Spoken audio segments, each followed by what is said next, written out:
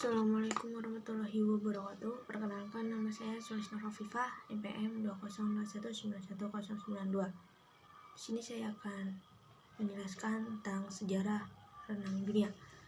Yang pertama, olahraga renang pertama kali ditemukan oleh Matthew Webb pada tahun 1875. Ia adalah seorang yang melintasi Teluk Inggris dengan berenang selama 21 jam. Pada zaman dahulu, berenang merupakan kebutuhan. Renang telah dikenal sejak zaman prasejarah. Itu dibuktikan dengan adanya lukisan pada batu di dalam gua yang terletak di Mesir bagian barat daya yang berdekatan dengan Wadi Shora dan Libya. Gua yang ditemukan digambarkan pada judul film English Pattern. Hal ini dikarenakan bahwa orang-orang primitif pada zaman dahulu mempelajari setiap gerakan binatang yang kemudian ditirunya untuk gaya dalam berenang. Orang Yunani dan Romawi menjadikan berenang sebagai kebutuhan vital dan kemiliteran. Tentara-tentara dituntut untuk mahir berenang dan mahir menjadi perenang yang tangguh. Bukti lain adanya renang dapat terlihat dari relief Assyria yang kemungkinan dibuat sekitar 3000 tahun yang lalu. Pada relief tersebut terlihat bahwa seorang tentara sedang berenang dengan gaya yang hampir serupa dengan gaya yang modern yang ada pada saat ini. Di Jepang, renang adalah kemampuan yang harus dimiliki oleh para samurai. Sejarah mencatat pertandingan renang pertama diselenggarakan oleh Kaisar Shuikui pada tahun 36 sebelum Masehi. Selama abad pertengahan, orang-orang beranggapan bahwa mandi atau berenang di luar rumah seperti di danau atau sungai adalah sangat berbahaya karena banyak kasus yang menyebabkan kematian akibat terserang penyakit yang menular melalui air sungai atau danau yang digunakan untuk mandi tersebut. Lalu sehingga pada abad pertengahan aktivitas berenang kurang berkembang di Eropa. Selain karena pada waktu itu belum ada kolam renang, walaupun demikian tidak di seluruh wilayah Eropa beranggapan seperti itu. Di daerah Mediterania, sebagian orang berenang mengabaikan kepercayaan tersebut, terutama di daerah Inggris. Di sana orang-orang bahkan berenang dengan coba berbagai macam gaya. Percayaan masyarakat Eropa pada pertengahan abad itu tidak berlangsung lama, karena pada kurun waktu berikutnya mereka mulai kembali menyukai renang. Mereka berenang di sungai-sungai, danau, bahkan di laut. Di abad pertengahan, renang termasuk ke dalam 7 kemahiran yang harus dimiliki oleh para ksatria, termasuk berenang dengan membawa senjata. Selain kemahiran bersyair, main catur, menunggang kuda, memanah, main anggar, dan berburu. Olahraga renang pertama kali dipertandingkan dalam Olimpiade modern pada tahun 1896 di Athena. Yunani. Pada Olimpiade ini hanya 4 nomor yang dipertandingkan dari rencana yang semula 6 nomor. Masing-masing adalah nomor 100 meter, 500 meter, 1200 meter nomor bebas, dan nomor 100 meter bagi para pelaut. Olimpiade selanjutnya semakin berkembang pesat dan renang semakin digemari oleh orang banyak, sehingga semakin berkembang dan tersebar ke seluruh pelosok dunia. Pada tahun 1908 dibentukkan sebuah perserikatan renang internasional yang disebut FINA, Federation International de Natation Amateur. Lalu sejarah renang di Indonesia. Pertama, pada masa sebelum kemerdekaan, yaitu antara sebelum tahun 1945. Olahraga renang semakin lama semakin berkembang dan tersebar luas hampir ke seluruh negara di dunia termasuk Indonesia. Perkumpulan-perkumpulan renang semakin banyak di Indonesia. Renang telah ada sejak tahun 1904 dengan berdirinya kolam renang yang pertama kali adalah kolam renang Cihampelas di Bandung. Sesuai dengan tempat kelahiran kolam renang Cihampelas, maka awal dari kegiatan olahraga renang di Indonesia dapat dikatakan mulai dari Bandung. Pada waktu itu, olahraga renang hanya dikenal oleh orang-orang kulit putih bangsa Belanda dan orang-orang bangsawan, sehingga olahraga ini sulit sekali untuk berkembang karena tidak banyak masyarakat luas dan juga tidak banyak mengetahui bagaimana cara melakukan renang yang baik. Selain kolam renang yang di Bandung, negara Indonesia memiliki kolam renang lainnya, seperti kolam renang Cikini di Jakarta dan Brantas di Surabaya. Namun, orang-orang di Indonesia tidak punya kesempatan untuk mempelajari renang karena tiket untuk masuk aja karena mahal, dan kebanyakan kolam renang yang dibuat itu khusus untuk para bangsawan dan penjajah. Lalu pada tahun 1917 berdirilah Perserikatan Renang yang diberi nama Bandung Swimbond atau Perserikatan Berenang Bandung, yang terdiri dari beberapa perkumpulan renang yaitu Osvia, Mulo, dan Quecksilver. Semuanya berada di lingkungan sekolah. Setelah terbentuk perkumpulan tersebut, mulai didirikan kota lainnya seperti di Jakarta dan Surabaya.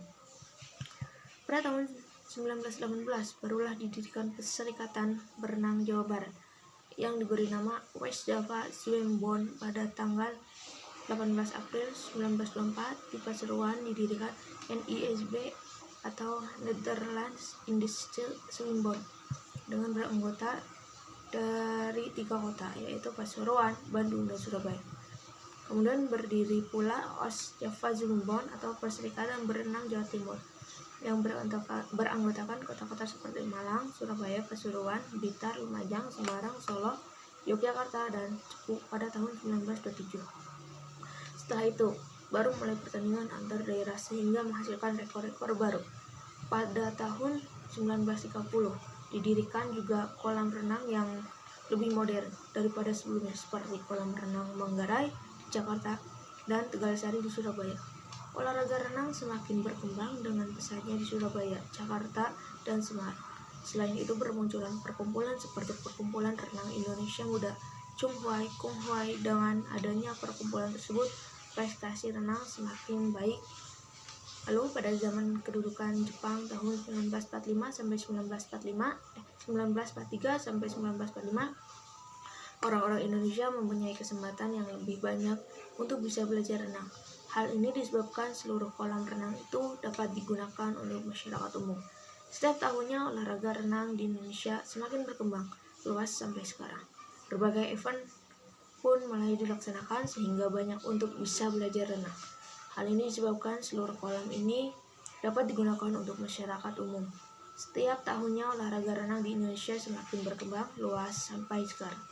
Berbagai event pun mulai dilaksanakan sehingga banyak bermunculan atlet-atlet dari seluruh pelosok Indonesia yang dapat bersaing di tingkat internasional.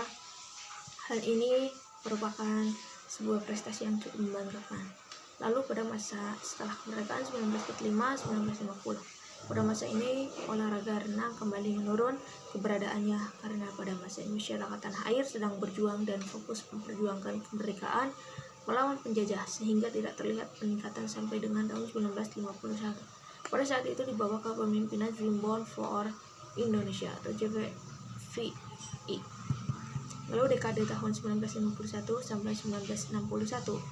Pada tanggal 24 Maret 1951 lahirlah Persatuan Berenang Seluruh Indonesia yang kemudian disingkat dengan PBSI. Kongres yang pertama di Jakarta berhasil mengukuhkan ketua yang pertama Prof. Dr.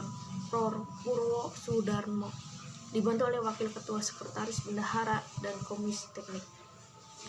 Selanjutnya, PBSI diterima menjadi anggota PORI, Perserikatan Olahraga Olimpiade Indonesia, yang kemudian diubah menjadi KOI, Komite Olimpiade Indonesia. Sejak itu, olahraga renang Indonesia secara bertahap maju dan berkembang.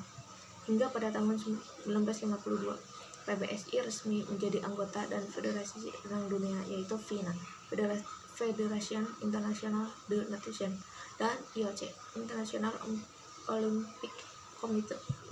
Terdaftar sebanyak 29 perkumpulan yang tergabung dalam PBSI, Persatuan Berenang Seluruh Indonesia. Oleh karena itu, kemudian didirikan top-top organisasi olahraga berenang di tingkat daerah. Perkembangan olahraga renang Indonesia terus mengalami peningkatan. Setiap tahun selalu menyelenggarakan kejuaraan-kejuaraan renang baik tingkat nasional seperti PON, Pekan Olahraga Nasional, maupun tingkat daerah, sehingga cabang olahraga renang menjadi salah satu cabang olahraga yang terutama untuk mempertandingkan prestasi olahraga renang di Indonesia pada tahun 1952. Semakin berkembang, Indonesia mengirimkan duta-duta renangnya di area Olimpiade di Helsinki. Kemudian tahun 1953 kembali Indonesia ambil bagian dalam Youth Festival di Bukares dan PON 3 di Medan, Sumatera Utara. Berlangsung pula Kongres PBSI ke-1 dengan ketua terpilih dengan Suprajogi. Pada tahun 1959 diadakan kejuaraan renang nasional. Kejuaraan ini pertama kalinya diadakan pemisahan antara senior dan junior yang dilaksanakan di Malang, Jawa Timur. Selain mengadakan kejuaraan, ada beberapa permintaan peserta kongres untuk mengganti nama PBSI menjadi PRSI, Perserikatan Renang Seluruh Indonesia.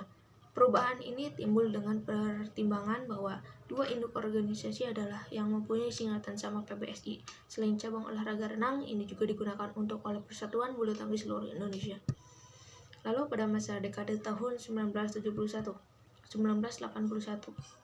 dari perjalanan metode pembinaan kelompok umur, setelah berjalan kurang lebih 2 tahun, metode ini diatur kembali, disesuaikan dengan peraturan FINA serta kegiatan-kegiatan renang di tingkat Asia. Sejalan dengan perubahan tersebut, pada tahun 1973 kelompok umur disusun sebagai pertama kelompok umur 4 dan dari usia 10 ke bawah, lalu kelompok umur 3 dari usia 11 sampai 12, kelompok umur 2 dari usia 13 sampai 18, kelompok umur 1 dari usia 15-17, lalu ada kelompok senior dan dari 18 ke atas.